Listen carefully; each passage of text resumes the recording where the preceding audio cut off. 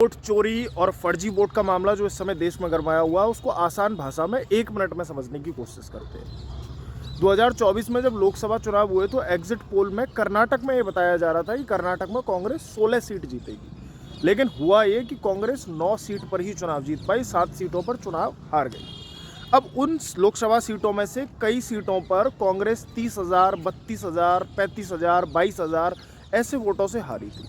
तो राहुल गांधी जो कि विपक्ष के एक मजबूत नेता हैं इस समय, उन्होंने इस चीज़ की जांच करना शुरू किया। अब जब जांच करना शुरू किया तो एक लोकसभा सीट की पूरी वोटर लिस्ट को जांचना थोड़ा मुश्किल है, क्योंकि एक लोकसभा सीट पर 5-6 लाख के आसपास वोट होते हैं। तो उन्होंने क्या किया, उस लोकसभा के अंदर जितनी विधानसभा की सीटें हैं, जैसे मैं इस समय मथुरा में हूँ, तो मथुरा में जो एक लोकसभा सीट है और 4 विधानसभा सीट है, तो उन 4 में से किसी एक की जांच कर ली जाए। वैसे ही उन्होंने महादेवी करके शायद एक कोई सीट है, वहाँ की उस विधानसभा सीट की पूरी जानकारी निकाली और उस वोटर लिस्ट को चेक किया। जब वोटर लिस्ट को उन्होंने ढंग से चेक किया तो उसमें कई सारे वोट फर्जी निकले गए, और जो उन्होंने पूरी वीडियो में दिखाया, कई के नाम 2 बार थे, कई ऐसे वोटर थे जो 80 साल की उम्र में पहली बार वोटर लिस्ट में जुड़े, यानी वगैरह वगैरह काफ़ी सारी चीज़। कांग्रेस को उस सीट की जांच करने के पीछे शक क्या हुआ, यानी किस शक के आधार पर उसने उस सीट की जाँच की।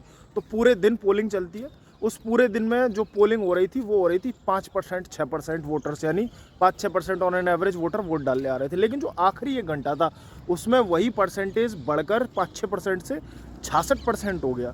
तो कोई भी आम आदमी अगर इस बात को सुनेगा, सोचेगा, या कोई लोकल पार्षद भी इस बात को सुनेगा कि लास्ट के 1 घंटे में एक साथ इतने ज़्यादा वोटर्स का आ जाना, तो वो कहीं ना कहीं उस चीज़ को शक के दायरे में लेगा। तो इस शक के दायरे में कांग्रेस ने पूरी वोटर लिस्ट को निकाल कर जाँच की, जिसमें कई सारे फर्जी वोट निकले गए।